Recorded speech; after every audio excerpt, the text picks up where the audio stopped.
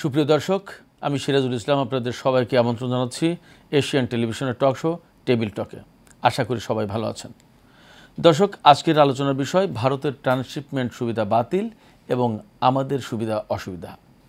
দর্শক, আলোচনার জন্য স্টুডিওতে উপস্থিত রয়েছেন মাইক্রোফাইবার গ্রুপের পরিচালক অর্থ doctor Kamruzzaman Kaiser, Bangladesh institute of international and strategic স্টাডিজের গবেষণা পরিচালক ডক্টর মাহফুজ কবির এবং বাংলাদেশ জাতীয়তাবাদী কৃষক দলের যুগ্ম সাধারণ সম্পাদক ফজলে হুদা বাবুল।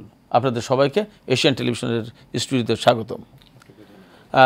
দর্শক, পরিচয় পর্বের পর আমরা আলোচনায় চলে যাচ্ছি। ডক্টর কায়সার, আমরা আপনার দিয়ে আলোচনা শুরু করতে চাই। এই যে ভারত ট্রান্সশিপমেন্ট সুবিধা বাতিল করলো, এতে আসলে আমাদের দেশের উপরে কি প্রভাব পড়বে, কিভাবে দেখছেন আপনি বিষয়টিকে? ধন্যবাদ আপনাকে। আপনারা জানেন যে আমাদের রপ্তানির প্রায় শতভাগই আমাদের নিজস্ব পোর্ট দিয়ে কিন্তু আমরা করি, চিটাগাং এবং মংলা দিয়ে আর কি। তো জরুরি কিছু প্রয়োজনে মধ্যপ্রাচ্যের কিছু দেশ এবং পশ্চিমা বিশ্বের কিছু পোর্টে আমাদের কিছু গুডস পাঠাতে হয়। সেটা বিভিন্ন কারণে, সেটা প্রাকৃতিক দুর্যোগের সময় ধরেন আমাদের পোর্টে একটা কনজেশন হলো, তো সেক্ষেত্রে আমরা আশেপাশের কোনো একটা কান্ট্রিকে আমরা বেছে নিতে পারি। কলকাতা বন্দরকে সেক্ষেত্রে আমাদের একটা পছন্দের তালিকায় সবসময় ছিল। কলকাতা থেকে আমরা সমুদ্র বন্দর দিয়ে মধ্যপ্রাচ্য এবং ইউরোপ আমেরিকায় কিছু গুডস আমরা পাঠিয়েছি। এবং বিশেষ করে আপনার করোনাকালীন সময়ে 2020 সালে যখন আমাদের দেশে আমাদের এই যে সাপ্লাই চেনে একটা অচলাবস্থা বা একটা দুর্যোগের কারণে নানাবিধ হ্যান্ডলিং প্রসেসে আমাদের একটু স্থবিরতা ছিল, তখন আমরা কলকাতা বন্দরের একটা হেল্প নিয়েছিলাম।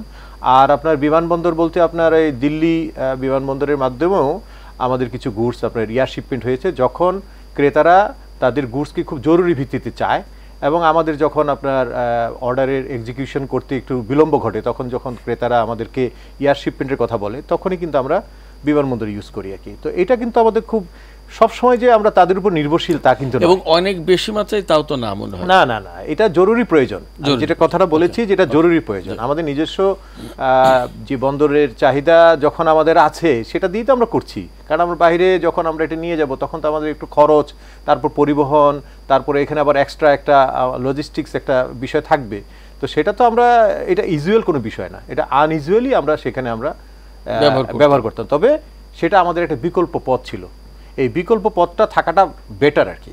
এজ এ সাপ্লায়ার বা এজ এ এক্সপোর্টার আমরা তো চাবো যে আমাদের যারা ক্রেতা তাদেরকে স্বাচ্ছন্দ্যে রাখার জন্যে। আমাদের পোর্টে যদি কোনো কনজেশন হয়, প্রাকৃতিক দুর্যোগ বা অন্য কোনো ক্যালামিটিসের কারণে যদি আমরা কোনোভাবে বাধাগ্রস্ত হই, তখনই তো আমরা বিকল্প একটা সন্ধান করব। তো সেটা তারা বন্ধ করেছে। সেটা এটা ভারতেরও এখানে একটা প্রভাব পড়তে পারে। ভারতের প্রভাব কীভাবে পড়বে? তারা তো একটা এখানে রেভিনিউ পেত, সেটা তো তাদের বন্ধ হয়ে যাবে। আর এটা কিন্তু আপনার আংটার্ডের নীতি পরিপন্থী। আংটার্ডের সদস্য হিসেবে ভারত এবং বাংলাদেশ দুইজনই আছে। তো সেখানে কানেক্টিভিটি বা আপনার পার্শ্ববর্তী দেশের স্থলবন্দর বলেন বা যোগাযোগ নেটওয়ার্কের সুবিধা গ্রহণ করার অধিকার কিন্তু পার্শ্ববর্তী সব দেশেরই আছে। এখন তারা যদি একতরফাভাবে সেটা বন্ধ করে দেয়, সেটা দিতে পারে। তো আমাদের হাতেও তো অস্ত্র আছে, আমরাও তো সেভেন সিস্টার্স এবং তাদের যে কতগুলো যে ডেডলক স্টেট আছে, সেখানে তো আমাদের চিটাগাং থেকে আশুগঞ্জ হয়ে তাদের সেই সেভেন সিস্টারে যাচ্ছে। আমরা যদি পাল্টা ব্যবস্থা নেই যে না আপনার ট্রানজিট বন্ধ হয়ে যাবে বা ট্রান্সশিপমেন্ট, তাদেরও তো ট্রান্সশিপমেন্ট করা লাগে আমাদের মাধ্যমে। তো সেক্ষেত্রে এই বিষয়টা উভয়কে ভাবতে হবে। প্রতিবেশী দেশের পারস্পরিক স্বার্থ সংশ্লিষ্ট বিষয়গুলো নজর রেখেই কিন্তু আঞ্চলিক সহযোগিতা এবং বিশ্ব বাণিজ্যে একটা সুবাতাস থাকবে আর কি। আমি মনে করি এটা দুপক্ষেরই প্রয়োজন। এখন ভারত একতরফা বন্ধ করেছে, আমরা সেটা দেখব। তবে একটা কথা আমি বলি, ভারত যতবারই যত কিছুর বিষয়ে কোনো একটা নিষেধাজ্ঞা বলেন বা কোনো ধরনের তারা যখনই আমাদের উপর একটা কিছু আরোপ করেছে, বিধিনিষেধ আরোপ করেছে, সেটা আমাদের জন্য শাপে বর হয়েছে। আমি কীভাবে এই জন্য বললাম, আপনার 2014 সালে মোদী গভর্নমেন্ট আসার পরে কিন্তু ভারতের গরু রপ্তানি বন্ধ করে দিয়েছিল। তখন এই দেশে আমাদের দেশে কিন্তু ডায়েরি অ্যান্ড ক্যাটেল শিল্পটা কিন্তু খুব ফ্লারিশ করেছে। এখন কিন্তু আমাদের ইন্ডিয়া থেকে কোনো গরু আনা লাগে না। এটা একটা বাস্তব। 91-এ আপনি ডিম রপ্তানি তারা বন্ধ করে দিয়েছে। আমাদের পোল্ট্রি ফার্ম কিন্তু খুবই বিকশিত হয়েছে। তো এইটাও কিন্তু আমাদের জন্য শাপে বর হতে পারে। ডক্টর কামরুজ্জামান কায়সার বলছিলেন। ডক্টর মাহফুজ, ডক্টর কামরুজ্জামান কায়সারের আলোচনা থেকে অনেকগুলো পয়েন্ট বেরিয়ে এসেছে এবং প্রত্যেকটা পয়েন্ট নিয়ে আলোচনা করা যায়, আমরা চেষ্টাও করব আলোচনা করার জন্য, কিন্তু তার আগে একটা বিষয় আপনার সাথে একটু আলোচনা করতে চাই। সেটা হচ্ছে যে বাণিজ্য উপদেষ্টা বশির উদ্দিন বলেছেন ভারতের ট্রান্সশিপমেন্ট সুবিধা বাতিলে দেশের বাণিজ্যে কোনো প্রভাব পড়বে না। তিনি সংবাদ সম্মেলন করে বলেছেন এই কথা। ডক্টর কায়সারের বক্তব্য থেকেও অনেকটা সেই রকমই সুর আমরা পেয়েছি।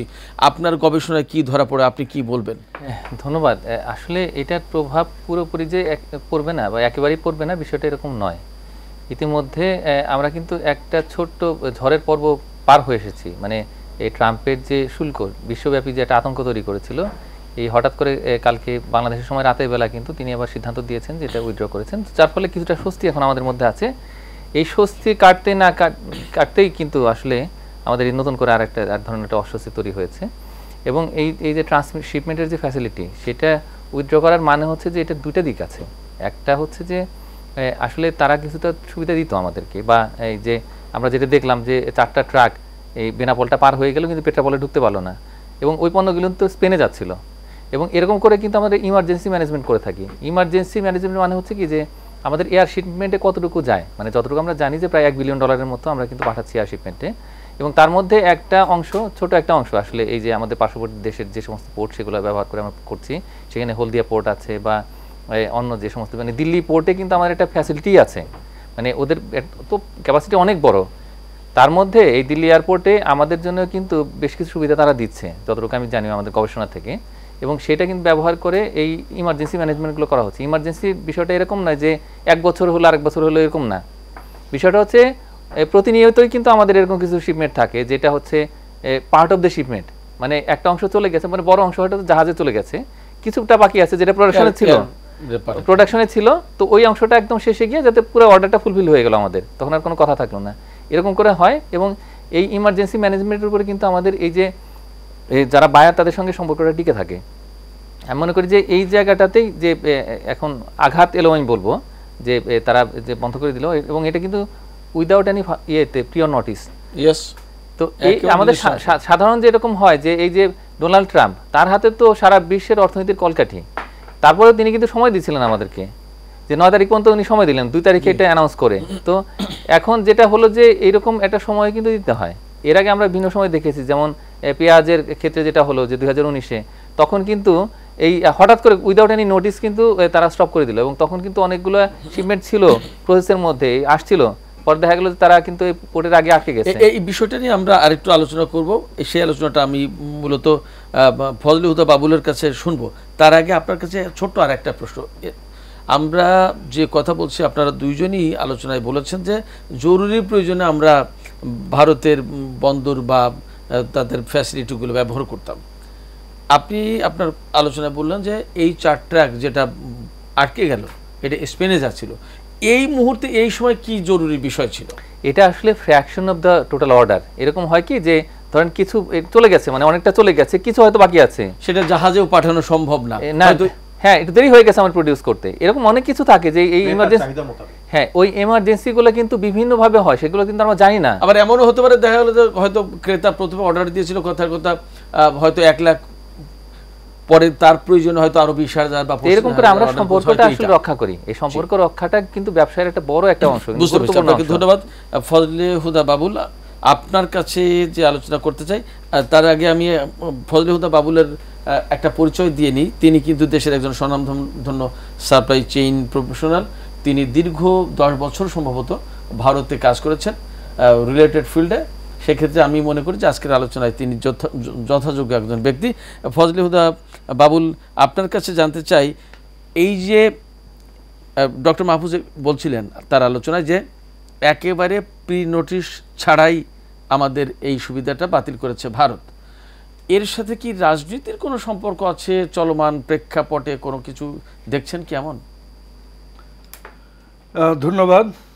দুইজন খুবই প্রাজ্ঞ মানুষ, ডক্টর কায়সার ভাই এবং ডক্টর মাহফুজ অনেক সুন্দরভাবে বিশ্লেষণ করেছেন। আমি আসলে আমার অভিজ্ঞতা থেকে আমি যেটা বলতে চাই যে এটা যে রাজনৈতিক দিক থেকে করেছে কিনা আপনি সঠিক বলেছেন। ভারত বরাবরই তার প্রতিবেশীদের ক্ষেত্রে বরাবরই দাদাগিরি করতে অভ্যস্ত। দেখুন, একটা শিপমেন্ট যখন অর্ডার হয় তখন শিপমেন্টের মোড অফ শিপমেন্টও কনফার্ম হয়। এমার্জেন্সি ক্ষেত্রে মোড অফ শিপমেন্ট চেঞ্জ হয়, বাট এই যে টোটাল সাপ্লাই চেইন প্রসেসে একটা শিপমেন্ট যখন বায়ারের গোডাউন পর্যন্ত পৌঁছে তার যে প্রক্রিয়া, সেই প্রক্রিয়াগুলোর সাথে কিন্তু customs involve, international trade involve, এবং আপনার মোড অফ শিপমেন্টের জন্য ক্যারিয়ার বা কান্ট্রি বা load port, loading port or destination port, delivery agent, Fred forwarder, অনেক পক্ষ এখানে জড়িত থাকে, তারপর একটা শিপমেন্ট এক্সিকিউট করা হয়।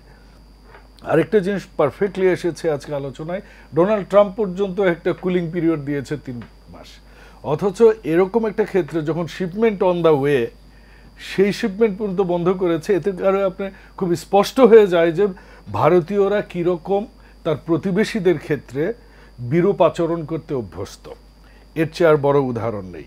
দ্বিতীয়ত হচ্ছে এই যে ট্রান্সশিপমেন্টটা, এই ভারতের এই ট্রান্সশিপমেন্টটা স্বাধীনতার পর কোনোদিনও ছিল না। 2007 সালে আমি যখন ভারতে, তখন বাংলাদেশের সরকারকে সেখান থেকে, এবং বাংলাদেশের পরবর্তীকালের যে সরকার, সেটাও অর্থমন্ত্রী আবুল মাল মোহিত সাহেবকেও আমি নিজে ইমেল করেছি, এবং আমরা বিভিন্ন মন্ত্রণালয়, এখানে যে ভারতীয় হাইকমিশনার, আমাদের ওই পার্টি যে বাংলাদেশ হাইকমিশনার, সবাইকে নিয়ে আমার হাতে এবং আমার সেই কোম্পানি হাতেই কিন্তু এই ট্রান্সশিপমেন্টের প্রস্তাব, লিখিত প্রস্তাব মন্ত্রণালয়ে যাওয়া, এই কাজগুলো আমরা করেছি। কিন্তু এটা অনেক দীর্ঘদিন এবং দীর্ঘ প্রক্রিয়া লেগেছে। আওয়ামী লীগ সরকার যখন ক্ষমতায় এসেছে, তারপর এটা শেষের দিকে, তাও করোনার সময় থেকে ইমিডিয়েট আগে থেকে এটা হয়েছে।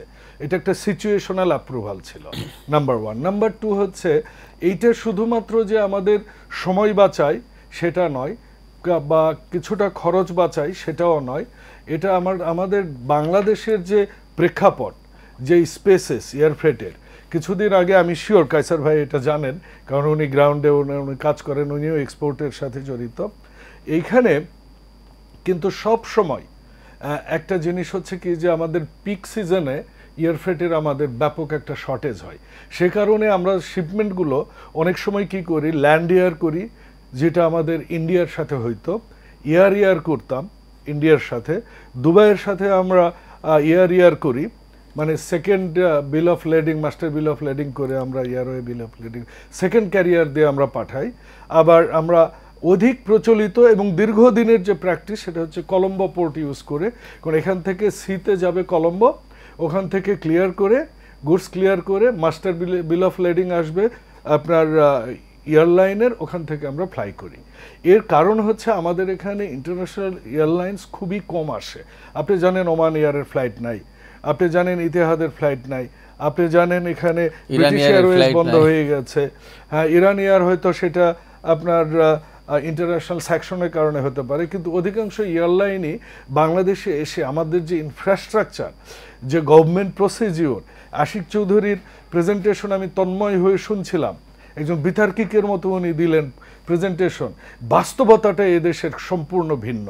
এখন এই দেশ থেকে একটা এয়ারলাইন যখন রেমিট করতে যায়, সেই এয়ারলাইনকে একটা প্যাসেঞ্জারের এগেনস্টে একটা প্যাসেঞ্জারের পাসপোর্টের 3 কপি ফটোকপি করতে হয়, তো সেই প্যাসেঞ্জারের 3 কপি ভিসা ফটোকপি করতে হয়, ম্যানিফেস্ট ফটোকপি করতে হয়। একটা মাসের রেমিটেন্স করতে গেলে অন্তত পাইল পেপার, আপনাকে 3 কপিজ অফ পেপার আপনার, এবং সেই কালেকশন প্রসেস কনফার্ম করে আপনার এডি ব্যাংকে দিতে হয়, তারপর সেন্ট্রাল ব্যাংকে যায়। সেন্ট্রাল ব্যাংক বছরের পর বছর সময় নিয়ে ওই ম্যানুয়াল সিচুয়েশনে অ্যাজ অফ নাও ইভেন, কাজে আমাদের এই গ্রাউন্ডগুলো এখনো রেডি নয়। একটা ক্লাসিক এক্সাম্পল আপনাকে দিই, এদেশে কিন্তু নান্দোজ একটা জনপ্রিয় খাবার ছিল। এদেশে আমি শেষ করে এই লাইনটা দিয়ে শেষ করব, সানোফি নাই, জিএসকে নাই, এগুলোর একমাত্র কারণ হচ্ছে সরকারি ব্যুরোক্রেসি। এবং সরকারের এই পেপার ওরিয়েন্টেড ব্যুরোক্রেসিগুলো যতদিন শেষ না হবে, আমাদের ওই ভারতের দিকে যদি তাকায় থাকি, আমরা অল্টারনেটিভ যদি অপশন রেডি না করি, আমার মনে হয় আমরা অনেক পিছিয়ে। আপনাকে অনেক ধন্যবাদ, চমৎকার আলোচনা করছিলেন, এবং আমরা আলোচনায় অনেকগুলো পয়েন্ট নিয়ে কথা বলেছি এরই মধ্যে, এবং আরও অনেক পয়েন্ট আলোচনায় আছে। কিন্তু একটা বিষয় ঘুরে ফিরে আসছে যে একেবারে তাৎক্ষণিকভাবে কোনো রকমের নোটিশ ছাড়াই তারা আমাদের এই সুবিধাটা বাতিল করলো, অথচ আমাদের সাথে এরকম কথাও আছে, অন দ্য আদার হ্যান্ড এরকম কথাও আছে যে ভারত আমাদের বহু ক্ষেত্রে এখন সরাসরি প্রতিদ্বন্দ্বী প্রতিযোগী ব্যবসায়িক প্রতিযোগিতা এই সমস্ত বিষয়ে কি কাজ করেছে কি মনে হয় আপনারা? আপনি তো রিলেটেড ফিল্ডে একেবারেই জড়িত ভীষণভাবে। আপনি খুব ইনসাইট অবজারভেশন করেছেন আর কি।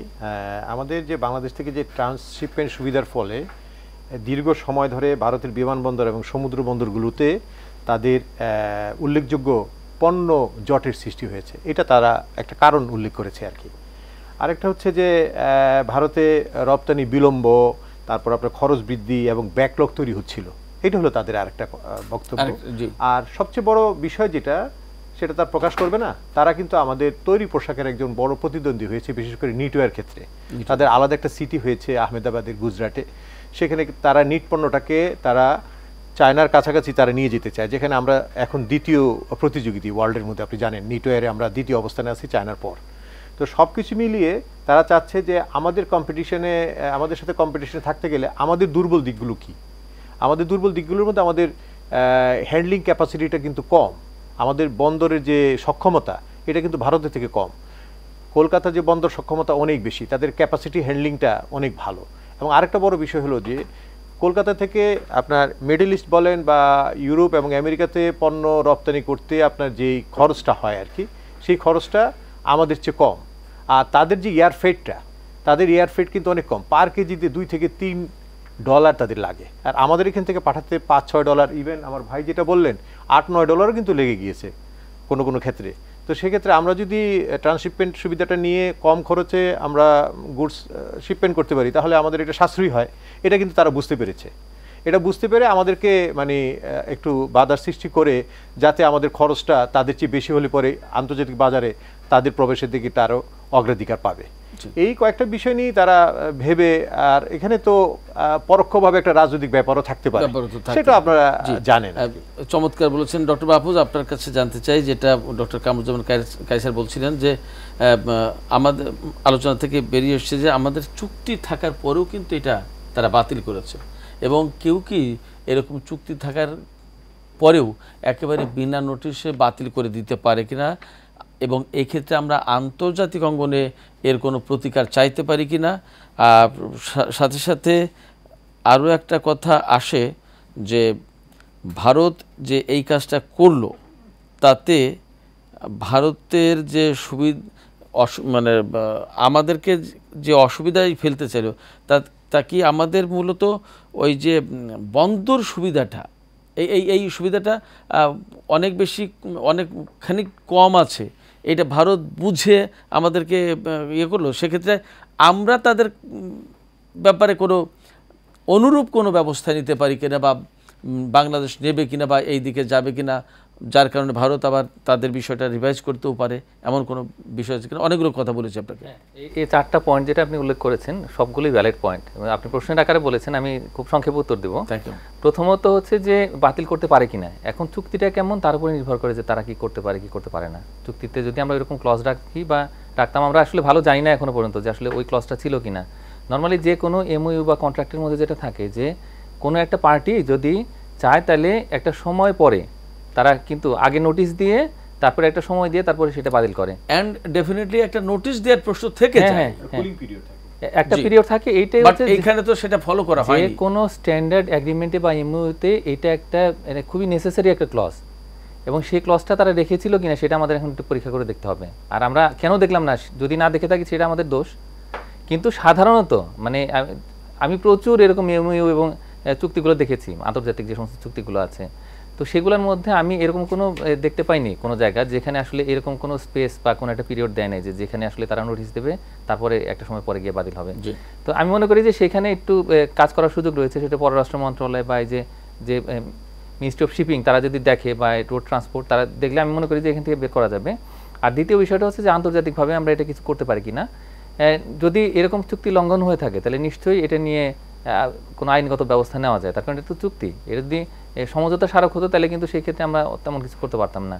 আর যেহেতু 5 বছর ধরে এটা বলবৎ আছে এবং কোভিডের সময়টা থেকে যেটা শুরু হয়েছে। আর তৃতীয় হচ্ছে যে হ্যাঁ, এই যে অসুবিধাগুলো সেগুলো তারা বিচার বিবেচনা করেছে কিনা। আমার মনে হয় কি যে তারা তো যথেষ্ট স্মার্ট, এবং তাদের নেগোসিয়েশন ক্যাপাসিটি, তাদের হচ্ছে ইন্টারন্যাশনাল মার্কেটে যেরকম অ্যাক্সেসের যে বিভিন্ন রকমের নেটওয়ার্ক আছে, তারপরে তারা কিন্তু প্রচুর অ্যানালাইসিস করে, বড় বড় থিঙ্ক ট্যাঙ্কও আছে তাদের। তো তারা তো দেখছে যে বাংলাদেশের যে বারবারন্ত অবস্থা এবং নেটওয়ার্কে যে এত ভালো করছে, ওভেন গার্মেন্টসে অন্যান্য পণ্য আস্তে আস্তে উঠে আসছে, এবং সেই অনুযায়ী আমাদের যে বন্দরের সক্ষমতা সেটা বাড়ছে না।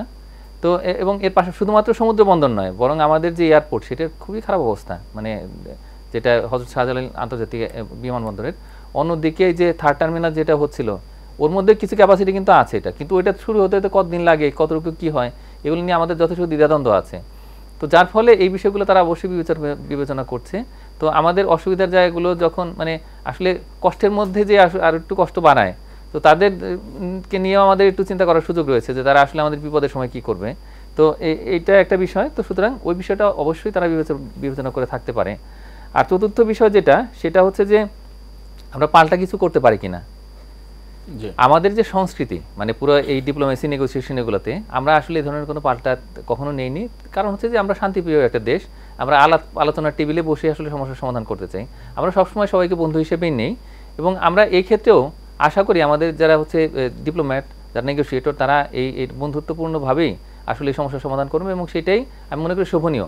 কেউ একটা অশোভন কাজ করলে সেটা আবার নিজেরা অশোভন কিছু করব বা অন্য কোনোভাবে কিছু একটা ব্যবস্থা নেব, সেটা না করে বরং আলাপ আলোচনার টেবিলে বসে তাদেরকে বলতে হবে যে ভাই, তোমরা কিন্তু আমাদের কাছ থেকে আমাদের অনেক শত সীমাবদ্ধতা সত্ত্বেও আমরা কিন্তু অনেক কিছু দিচ্ছি, তো সুতরাং সেই বিষয়টা তোমাদের একটু রিকগনাইজ করা উচিত এবং কৃতজ্ঞ থাকা উচিত। এইভাবে বলে তারপর বলবো যে এই যে কাজটা হলো এটা কি ঠিক হলো, এইভাবে কিন্তু প্রশ্ন করা যায়।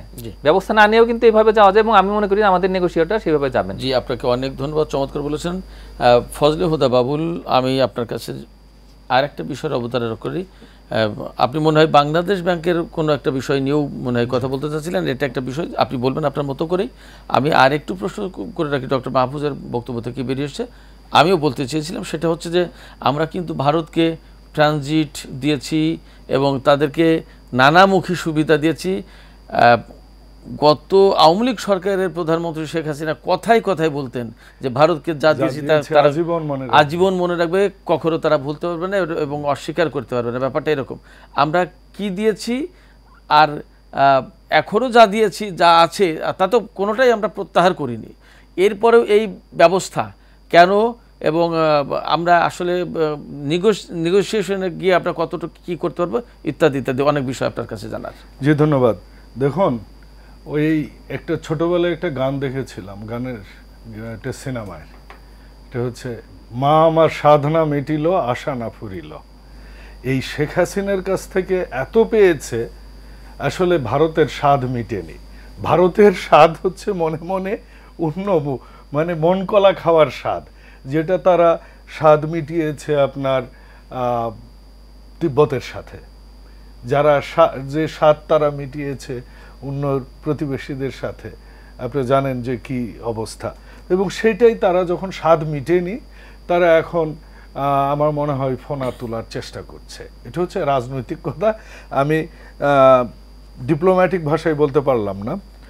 আর যেটা বলেছেন যে এইটা তারা আসলে তারা 2007-এর আগে যে একটা স্টেটে ছিল, এই স্টেটে চলে গেছে বা যাওয়ার চেষ্টা করছে। যেমন আপনি জানেন 1973 সালে লাহোরে ওআইসি সম্মেলন হয়েছিল, বাংলাদেশ থেকে সে সময় বাংলাদেশ প্রতিনিধিত্ব করেছিল। ইন্দিরা গান্ধী তখন বলেছিলেন যে লাহোরে যাবেন না, কিন্তু বাংলাদেশ তখন মুসলিম বিশ্বের স্বার্থে গিয়েছিল। ঠিক তার পরের দিনই ভারতের পার্লামেন্টে সেই 1973 সালে একটা ল পাস হয়। সেই আইনটা ছিল হচ্ছে যে পাকিস্তান, চায়না এবং বাংলাদেশের কোনো বিনিয়োগ ভারতে গ্রহণ হবে না। এই লটা ছিল 1973 সালে ভারতের পার্লামেন্টে পাস হয়েছে। তারা বলে তারা আমাদের দেশকে স্বাধীন করার সহায়তা করেছে। 73 সালেই কিন্তু তাদের পার্লামেন্টে আইনটা পাস হয়েছে। কাজেই আমি যেটা ভারতে থেকে যেটা বলেছি, কি বিজেপি আর কি আপনার কংগ্রেস আর কি বামপন্থী, তারা সবাই একই সুরেই কথা বলেন। তাদের একটাই এজেন্ডা, তারা চায় বাংলাদেশকে একটা করদ রাজ্য হিসেবে তাদের কাছে রাখতে। নাম্বার 1। নাম্বার 2 হচ্ছে যে বিষয়গুলো, হ্যাঁ, দ্বিতীয় বিষয় হচ্ছে যে দেখুন, আপনারা যে ট্রান্সশিপমেন্ট বলছেন, আসলে যে ওই একটা কথা আছে না, যে খুব আলোচিত হয়েছে যে what is the difference between transshipment and transit. তো একটা কার্গো যখন ট্রান্সশিপমেন্ট হয়, সেখানে আরেকটা মাস্টার বিল অফ লেডিং আসে। মাস্টার বিল অফ লেডিং হচ্ছে টেকনিক্যাল টার্ম, আমি আপনাকে দর্শকদের জন্য বলছি, সেটা হচ্ছে আরেকটা কার্গো রিসিট মনে করেন, ঠিক আছে? তো আপনি দ্বিতীয় ক্যারিয়ারে এটা শিপ হচ্ছে, তাহলে এই ক্যারিয়ারের পেমেন্টটা তো ওই দেশ থেকে করতে হবে। তাহলে এই টাকাটা বাংলাদেশ থেকে রেমিট করার কিন্তু আইন নাই বাংলাদেশে, এবং এ কারণেই এবং দুবাইয়ে এবং পোর্ট কেলাঙ্গে এবং কলম্বোতে বা কলকাতায় বা দিল্লিতে যত শিপমেন্ট হয়, এখানে ফ্রেট ফরওয়ার্ডাররা ব্যাপক একটা প্রবলেমের সম্মুখীন হয় টাকা রেমিটের জন্য। বাংলাদেশ ব্যাংকে আমরা বহুবার, আমি ব্যক্তিগতভাবে তখনকার আওয়ামী লীগের সময় ফজলে হক সাহেব ছিলেন, উনি গভর্নর, ওনার সাথে মিটিং করেছি, ফজলে কবির, ওনার সাথে মিটিং করেছি, এক্সিকিউটিভ ডাইরেক্টর সাইফুল সাহেবের সাথে মিটিং করেছি, ডিজিএম আমাদের ডিপার্টমেন্টের হারুন ভাই, উনি একটু বোঝেন এবং উনি ব্যাপক সহায়তা করলেন। আমরা লটা তৈরি করলাম, হঠাৎ করে গভর্নর সাহেব বলে বসলেন যে আমাদের স্টেক হোল্ডারদের কমেন্ট লাগবে।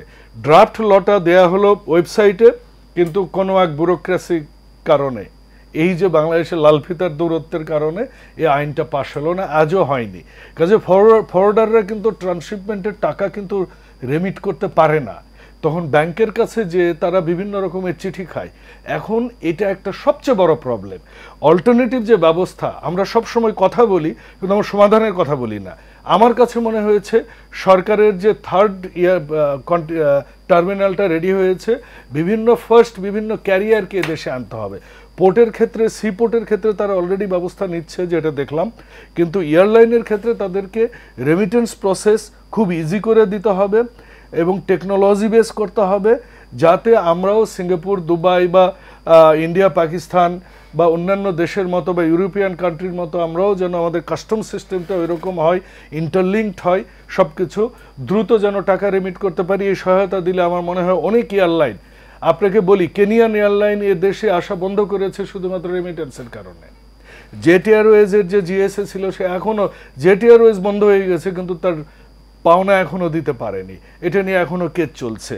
কাজে বাংলাদেশের এই রেমিটেন্সের ব্যুরোক্রাসিটা আগে সরাতে হবে, তাহলে অন্যান্য এয়ারলাইনগুলো যখনই আসবে প্রতিযোগিতায় পড়বে, স্পেস অ্যাভেলেবল হবে।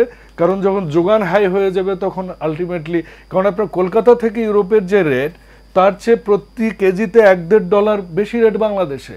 কারণটাই হচ্ছে ডিমান্ড অ্যান্ড সাপ্লাই। তো আমরা যদি এখানে সাপ্লাইটা অ্যাভেলেবল করতে পারি, এয়ারলাইনের স্পেস অ্যাভেলেবল করতে পারি, তাহলে ইজিলি এই সমস্যার সমাধান হতে পারে। আপনাকে অনেক ধন্যবাদ ডক্টর কামরুজ্জামান কায়সার। আমি আপনার কাছে একটু ফিরে আসি, সেটা হচ্ছে যে বাণিজ্য উপদেষ্টা তিনি আজকে যে সংবাদ সম্মেলন করেছেন, তিনি সেখানে বলেছেন ঢাকা ও সিলেট বিমানবন্দরের নিজস্ব সক্ষমতা ব্যবহার করে আমাদের এই যে রপ্তানি পরিস্থিতি, এই প্রক্রিয়াটা স্বাভাবিক রাখার চেষ্টা করা হবে, রাখা হবে। তিনি এভাবে বলেছেন।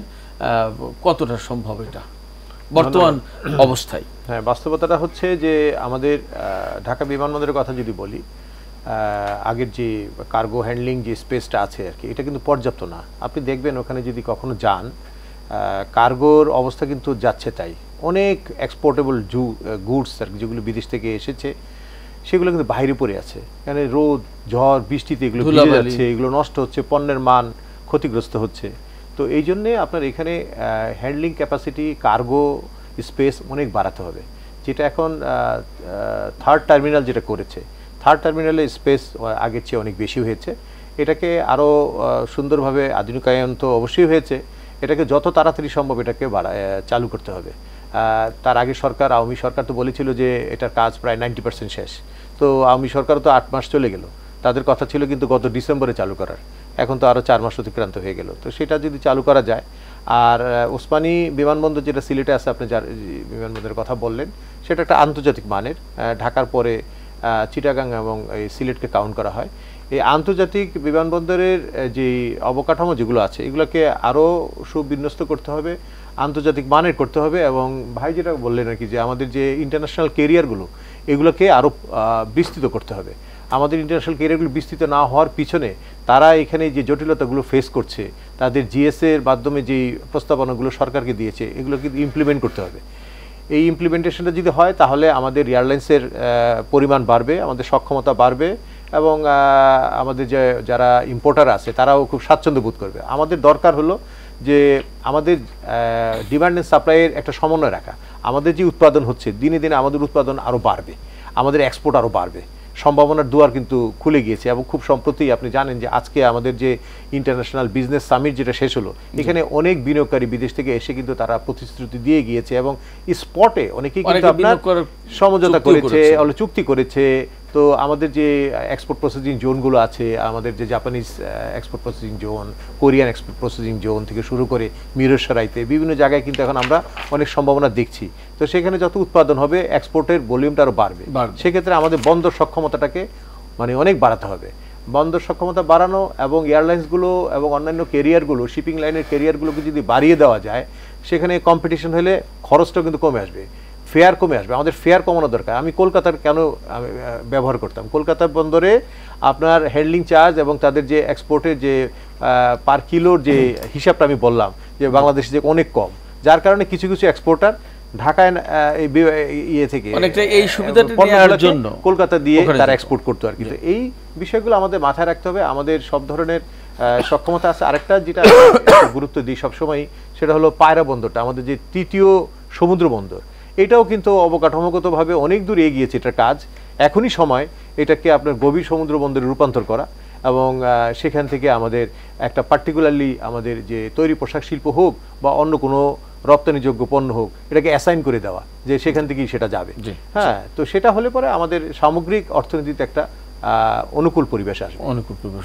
ধন্যবাদ ডক্টর কামরুজ্জামানের কাছে। ডক্টর মাহফুজ কবির, আপনার কাছে একটু জানতে চাই, এই যে গভীর সমুদ্র বন্দরের একটা প্রশ্ন কিন্তু আমাদের ঘুরে ফিরে বাণিজ্য নিয়ে আলোচনা, অর্থনীতি নিয়ে আলোচনা করতে গেলে আসেই।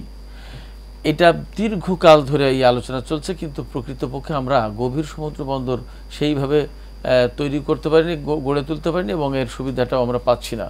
কেন এই সংকটটা? আপনার গবেষণায় এই পর্যন্ত এই নিয়ে কোনো আলোচনা, কোনো তথ্য উঠে এসেছে কিনা, এটা একটা ব্যাপার। আর একটা ব্যাপার হচ্ছে যে আমলাতান্ত্রিক জটিলতার কথা বলা হয়েছে।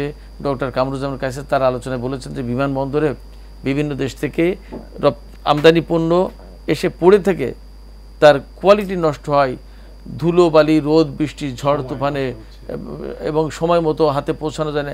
এই জটিলতা তো সবাই জানে, আমরা জানি, তারপরেও বছরের পর বছর ধরে এগুলো কেন কন্টিনিউ করে, কি মনে হয় আপনার? ধন্যবাদ। এখানে এই গভীর সমুদ্র বন্দর নিয়ে তো আমাদের অনেক দিন ধরে কথাবার্তা ছিল। মাঝখানে শোনা দিয়ে একটা গভীর সমুদ্র বন্দরের কথা চিন্তা ভাবনা করা ছিল, সেখানে চাইনিজ ইনভেস্টমেন্ট আসবে কি আসবে না, সেখানে আবার জিও পলিটিক্যাল ইমপ্লিকেশনগুলো কি, এগুলো অনেক কিছু বিবেচনা করে পরে আমরা চিন্তা করলাম যে ঠিক আছে, আমরা মাতার বাড়িতে আসলে জাপানকে ইনভাইট করি এবং সেই অনুযায়ী কাজ চলছে। কিন্তু এখন কাজ যেভাবে চলছে এবং যে পরিকল্পনা, বিশেষ করে ওইখানে একটা বিশাল পোর্ট সিটি হবে এবং সেটা ওই সাংহাইয়ের মতো করে তোলা হবে এবং এখানে নিজস্ব যে স্পেশাল ইকোনমিক জোন সেগুলো হবে, মিরসরাই অন্যরকম একটা চেহারা দাঁড়াবে। তো এই কথাবার্তাগুলো আসলে অনেকটাই স্বপ্নের মতো শোনায়, কিন্তু বাস্তবে হচ্ছে কি যে পুরো একটা প্ল্যানটাই ছিল কি আসলে এই ইন্ডিয়ান নর্থ ইস্টটাকে সাপোর্ট দেওয়া, ওই যে ভ্যালু চেইন সেটা তৈরি হবে সেটা করা এবং বে of Bengal industrial growth belt সেইভাবে করে আসলে পুরো পরিকল্পনার বাস্তবায়ন করা। এবং এখন যেটা হয়েছে যে অন্তর্বর্তী সরকার তারা তো দেখছে যে আসলে পরিস্থিতিটা কেমন, কিন্তু পরে জাপানের সাথে সম্পর্ক বিবেচনায় এবং আরও অন্যান্য অনেক পরিস্থিতি বিবেচনা করেছে, পরে দেখা গেলো যে বাংলাদেশে আসলে এটা দরকার, এই জন্য এখানে আবার অতিরিক্ত অর্থায়নের ব্যবস্থা তারা কিন্তু করছে এবং সেখানে কাজ হচ্ছে। কিন্তু এখন এগুলো করতে তো অনেক সময় লাগবে। ঠিকঠাক। এবং আরেকটা বিষয় হচ্ছে যে পায়রাটা কিন্তু এখন যেটা হচ্ছে তার এই পায়রাকে আমরা কি আদৌ এটাকে গভীর সমুদ্র বন্দর করবো নাকি এটাকে বাতিল করে দেবো, সেই প্রশ্নটা কিন্তু এখন আসছে। তার কারণ মিনিস্ট্রি অফ শিপিং থেকে যেটা বলা হচ্ছে এখন যে ওইটা নাকি এটা টোটাল বার্ডেন এবং ওইটা নিয়ে নাকি কোনো কাজই হবে না, তার কারণ ড্রাফট ফ্যাসিলিটি থেকে শুরু করে অনেক কিছু ওইটা আসলে অনেকটা সাদা হাতের মতো হয়ে গেছে। তো এইটা একটা পরিস্থিতি। তো সুতরাং আমাদের এখনকার দায়িত্ব হচ্ছে যে যতটা সম্ভব তাড়াতাড়ি করে এই মাতারবাড়ি সমুদ্র বন্দরটাকে, মানে গভীর সমুদ্র বন্দরটাকে আসলে অন্তত বন্দর ব্যবহারের মতো করে আসলে জিনিসটাকে তৈরি করা, এবং তারপর পোর্ট সিটি কী হবে কবে হবে সেটা পরের বিষয়, সেটা পরে দেখা যাবে। এখন যেটা হয়েছে যে আমলাতান্ত্রিক জটিলতার কথা যেটা বলেন সেটা অত্যন্ত দুঃখজনক একটা অধ্যায় বাংলাদেশের এই সমস্ত বাণিজ্যের যে ইতিহাস এবং এখানকার বিনিয়োগের ইতিহাস। এই যে আজকে যে বিনিয়োগ সম্মেলন যেটা হচ্ছে সেই সময়টাতেই কিন্তু আবার এই আইএফসি, ওয়ার্ল্ড ব্যাংক, আইএমএফ তারা কিন্তু বলছে কি যে বাংলাদেশের বিনিয়োগের প্রচুর সমস্যা, মানে বিদেশি বিনিয়োগের ইউটিলিটি পাওয়া যায় না, সেখানে আসলে সর্বোচ্চ পর্যায় থেকে মানে প্রধানমন্ত্রী হ্যাঁ, তো সেখানে আশ্বাস নিয়ে আসে, পরে দেখা যায় যে বাস্তব বিনিয়োগ করতে গেলে হাজারটা সমস্যা। এবং এই যে ইউটিলিটি সেগুলো পাওয়া যায় না, দুর্নীতি। তো এই সমস্যাগুলো আছে এবং আমলাতান্ত্রিক জটিলতার কারণে বাংলাদেশে অনেক কিছুই হচ্ছে না। এখন এই বিমানবন্দরের যে সমস্যা, কার্গো হ্যান্ডলিং ফ্যাসিলিটির যে সমস্যা, সেগুলো কিন্তু ওই আমলাতান্ত্রিক জটিলতার এই আতুর ঘরেই সৃষ্টি। এখন এই যে বিমানবন্দরে যে জিনিসগুলো পড়ে আছে দিনের পর দিন, আবার অন্যদিকে আমাদের সবচেয়ে জরুরি যেটা আসলে এই যে থার্ড টার্মিনাল সেটা রেডি করা এবং যে যতটা সম্ভব তাড়াতাড়ি করে এটাকে খুলে দেওয়া, তো সেই কাজগুলো নিয়েও কিন্তু জটিলতা তৈরি হচ্ছে। কেন বসে আছি আমরা ওইটা নিয়ে? এখানে তো বিনিয়োগ হচ্ছে, বিনিয়োগের তো একটা রিটার্ন পিরিয়ড আছে। তো আমরা যত তাড়াতাড়ি এটাকে খুলে দেবো তত তাড়াতাড়ি কিন্তু এই রিটার্নগুলো আসতে থাকবে। তো আমরা কিন্তু সেখানে ধার করেছি, ঋণ করে কিন্তু ঘি খেয়েছি আমরা। এখন তো আমাদের সেই মানে প্রতিদানটা দিতে হবে। এখন সেই কাজগুলো এখন আমাদের করতে হবে এবং এটা যদি আমরা করতে পারি, বিশেষ করে যে শাহ আমানত বিমানবন্দর বা এই যে শাহজালাল আন্তর্জাতিক বিমানবন্দরের থার্ড টার্মিনাল এবং একই সঙ্গে যে মানে আমাদের যে কটা আন্তর্জাতিক বিমানবন্দর আছে প্রত্যেকটা জায়গাতে যদি আমরা ক্যাপাসিটি বাড়াই এবং সেখানে যদি কম্পিটিশনটাকে অ্যালাউ করি, তাহলে সেক্ষেত্রে এই জায়গায় আমি একটা তাহলে আমরা ভালো দিকে যাব, বুঝতে পেরেছি। এখানে আমার আপনার কাছে ছোট্ট একটা প্রশ্ন, সেটা হচ্ছে যে এই ক্যাপাসিটিগুলো বাড়াতে গেলে আমরা বর্তমানে যে অবস্থায় আছি, আমাদের তো বহু জায়গায় বহু কাজ বহু কিছু থাকে, পয়সা বিনিয়োগের প্রশ্ন থাকে, এই অবস্থায় কি মোটামুটি একটা ক্যাপাসিটি বাড়ানো সম্ভব খুব শর্ট টাইমে? আসলে শর্ট টাইমে তো বাংলাদেশে কোনো কিছু হয় না সেই অর্থে, না হয় না, but is it possible or not? এখন শর্ট টাইমে আসলে হবে না। মানে শর্ট টাইম বলতে আমরা কি বুঝি সে তার উপর নির্ভর করছে। আমরা যদি এই যে সমস্যাটা তৈরি হলো, এটাতে কিন্তু পুরো চেইনের মধ্যে একটা ইম্প্যাক্ট পড়েছে। মানে আর্জেন্ট যে সমস্ত রিকোয়ারমেন্ট সেটা কিন্তু এখন আর আমরা মিট করতে পারবো না। আমরা শর্ট টাইম বলতে এইটাই ধরে নিচ্ছি যে এই যে ট্রান্সশিপমেন্ট বাতিল করা হলো তার প্রেক্ষাপটে যে ম্যানেজমেন্টগুলো, এটা 7 দিনের মধ্যে আমরা পারবো না, আমরা হয়তো 1 মাসেও পারবো না, কিন্তু আমরা যদি 3 মাসের সময় নেই, তাহলে অন্তত এই আমাদের থার্ড টার্মিনালকে কাজের উপযোগী করা, অন্তত এই কার্গো ফ্যাসিলিটির জন্য একটা অংশ অন্তত আমরা ওপেন করে দিতে পারবো। তাহলে সেই ক্ষেত্রে কাজগুলো হতে থাকলে এবং পরবর্তী কাজ আরও হবে একটা সময়ে। এইভাবে করে যদি আমরা করতে পারি, আমি মনে করি যে খরচ যদিও একটু বেশি হবে, কিন্তু দেশের তো সম্মানের বিষয় আছে যে ওরা না করে দিল, এরপরে আমরা নেগোসিয়েশনে যাব, তাদেরকে প্রশ্ন করব, কিন্তু তার আগে তো আমাদের এই ম্যানেজমেন্টটা করতে হবে, করে আমাদের এই যে এই ইমার্জেন্সি মিট আপ সেগুলো করতে হবে। তো এই কাজগুলো আমাদের করা উচিত। জি, ধন্যবাদ আপনাকে ডক্টর মাহফুজ। ফজলে হুদা বাবুল, আমি আপনার কাছে খুব অল্প সময়ে একটু ছোট্ট আলোচনা শুনতে চাই। সেটি হচ্ছে যে ঘুরে ফিরে আলোচনা এসেছে আমলাতান্ত্রিক জটিলতার কথা এবং সরকারগুলোর পক্ষ থেকে এক ধরনের অনীহা বা উদাসীনতা আছে, এটা মোটামুটি পরিষ্কার বোঝা যায়। বাট 5ই আগস্টের পরে যে সরকার এই মুহূর্তে দেশ পরিচালনা করছে, তাদের কাছ থেকে কিন্তু এইগুলো প্রত্যাশা করা ছিল না। বাট প্রশ্ন এসেছে, ডক্টর কামরুজ্জামান কায়সার সম্ভবত প্রশ্ন তুলেছেন যে 5ই আগস্টের পরে দীর্ঘ সময় চলে গেছে, এর ভিতরে কিন্তু অনেক কিছু করে ফেলা যেত, হয়নি। তো এই কেন রাজনৈতিক সরকারগুলোর না হয় অনেক দায় আছে, অনেক টানাপোড়েন থাকে, অনেক কিছু বিবেচনা করতে হয়, এই সরকার তো এই রকম ইয়ে ছিল না। কি মনে হচ্ছে আপনার? দেখুন, মাহফুজ ভাই তো হচ্ছেন গবেষক মানুষ, আর আমি কিন্তু মাঠের রাজনীতি করে আজকে ওই মিছিল থেকে আসলাম প্যালেস্টাইনের থেকে। বিষয় হচ্ছে কি যে কিছু জিনিস থাকে এখানে, কিন্তু আপনার ফরেন উইংগুলো 15, শুধু ফরেন উইং না, প্রত্যেকটা সেক্টর 15 বছর যাবত একদম খুবই ফোকলা হয়ে গেছে। আপনি দেখেন পররাষ্ট্র মন্ত্রণালয়ের যে রাষ্ট্রদূতগুলা বা পররাষ্ট্র উইংগুলো থাকে বাংলাদেশের, সেগুলো কিন্তু কোনোদিনও রেভিনিউ আর্নিংসের বা বিজনেস আর্নিংসের কিংবা ট্রেড অ্যান্ড বিজনেস রিলেশনশিপ ডেভেলপমেন্টের কোনো বাজেট বা টার্গেট তাদের থাকে না। এই উইংসগুলো শুধুমাত্র প্রোটোকল দিতে এদের দিন চলে যায়। আমার অভিজ্ঞতায় আমি দুবাই এম্বাসি থেকে 2014 থেকে 18 পর্যন্ত কোনো সহায়তা পাইনি। ভারতের এম্বাসিতে ইন্টারেস্টিংলি আমরা কোনো কাজে গেলে বলে, আপনি যে দেশে আসছেন ভিসা আছে দেখেন। আমি বললাম, আরে ভাই, আমি তো আপনার দেশের জন্য আর্নিংস করতে আসছি, আপনি আমাকে এখানে উল্টা ইয়ের মধ্যে ঢোকাচ্ছেন কেন? আপনি যে দেশে, সিঙ্গাপুরেও সেম, বাংলাদেশে embassy they are not working. তারা কাজ করলে ফরেন উইং যে ঠিক, আজকে কতগুলা আপনার ফরেন উইংসের কতগুলা কর্মকর্তা আজকে তারা দেশান্তরিত হয়ে গেছে, ইভেন তারা দেশে এসেও ব্যাক করেনি। এদেরকে অবিলম্বে আইনের আওতায় আনা দরকার। এই সরকারের কথাই বলি, যে প্রশ্নটা করেছেন, এই সরকারের আসলে সীমাবদ্ধতা অনেক ছিল। একটা বিপ্লব বা গণবিপ্লব বা গণ অভ্যুত্থানের পর এবং তাদের সবার ওই রকম এক্সপার্টাইজ, সাপ্লাই চেন জানা লোক বা প্র্যাকটিক্যাল মাঠে যারা সাপ্লাই চেন ম্যানেজমেন্ট করেছে তাদেরকে নিয়ে এরকম কোনো মিটিং তারা করেনি। ওয়ার্ল্ডের বিভিন্ন দেশে, উন্নত দেশে কিন্তু সাপ্লাই চেইন একটা খুবই ইম্পর্ট্যান্ট একটা বিষয়, কিন্তু বাংলাদেশে এটা সবসময় গুরুত্বহীন, এটাকে কেউ কনসিডারেশনে আনে না। আলটিমেটলি এটা একটা সমস্যা ক্রিয়েট করে। যে কথাটা মাহফুজ ভাই আরও বলেছেন যে আমরা পাল্টা কিছু করতে পারি কিনা, দেখুন আমরা অবশ্যই পাল্টা কিছু করতে পারি। আমাদের সাথে সমস্ত কিছু কিন্তু আমাদের ট্রানজিটগুলো যদি আমরা এখনই বন্ধ করে দিই, আমাদের অনেক কিছু করার আছে। গত অর্থ বছরে আমরা বাংলাদেশে কিন্তু পণ্য এসেছে ৫,৬২০টি পণ্য, মানে ২০ টাইপের পণ্য এসেছে, প্রকারের পণ্য এসেছে ভারত থেকে, যেখানে $11.06 বিলিয়ন। এই যে ট্রেডের ইমব্যালেন্স আমাদের দুই দেশের, আমরা অন্য দেশ থেকে সোর্সিং করতে পারি। সবচেয়ে বড় কথা হচ্ছে বাংলাদেশের বেসিক স্ট্রাকচারটা ঠিক করতে হবে, ল অ্যান্ড অর্ডার ঠিক করতে হবে, আমলাতান্ত্রিক জটিলতা থেকে বের হয়ে আসতে হবে এবং আমাদের ইন্ডাস্ট্রিয়ালাইজেশনে চলে যেতে হবে। এই দর্জিগিরি করে গার্মেন্টস, সুতাও আমার না, বোতামও আমার না, বা অনেক ক্ষেত্রে টেক্সটাইলও আমার না, আমি খালি দর্জিগিরি করি আর টাকা দেশে পাচার করি, কিছু কর্মসংস্থান হয়, এর ভিত্তিতে দেশে সবসময় একটা ফায়ার ফাইটিং অবস্থায় চলবে বলে আমি মনে করি। কাজেই আমার মনে হচ্ছে এই সমস্তগুলোর ইয়ের জন্য আমাদের বেসিক স্ট্রাকচারগুলো ঠিক করতে হবে। সরকারের দিক দিয়ে নজর দেওয়ার ধন্যবাদ। আর এই বেসিক স্ট্রাকচার তখনই ঠিক হবে যখন দেশে গণতান্ত্রিক সরকার আসবে। ধন্যবাদ আপনাকে, আমরা সেদিকেও নজর রাখবো। ধন্যবাদ কায়সার ভাই, ডক্টর মাহফুজ কবির আপনাকেও ধন্যবাদ। দর্শক, আমরা আলোচনা শেষ করব। আলোচনা শেষ করার আগে শুধু এই কথাটুকুই বলবো যে দেশ আমাদের, এই দেশের অর্থনীতি বাঁচিয়ে রাখতে হলে এই দেশের সামগ্রিক উন্নয়নের জন্য যেমন বিনিয়োগ প্রয়োজন, বিনিয়োগ পরবর্তী পর্যায়ে তার যে আউটপুট, তার যে ফলাফল, সেইটাকে যদি সত্যিকার অর্থে সুন্দরভাবে ব্যবহার করতে চাই, তাহলে তার সাথে রিলেটেড সুবিধাগুলো কনফার্ম করতে হবে, নিশ্চিত করতে হবে। এই দিকে সরকার নিশ্চয়ই নজর দেবে।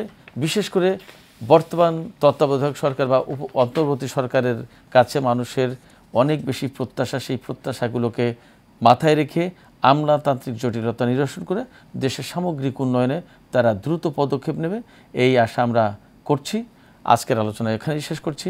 আপনারা সবাই ভালো থাকুন। খোদা হাফেজ।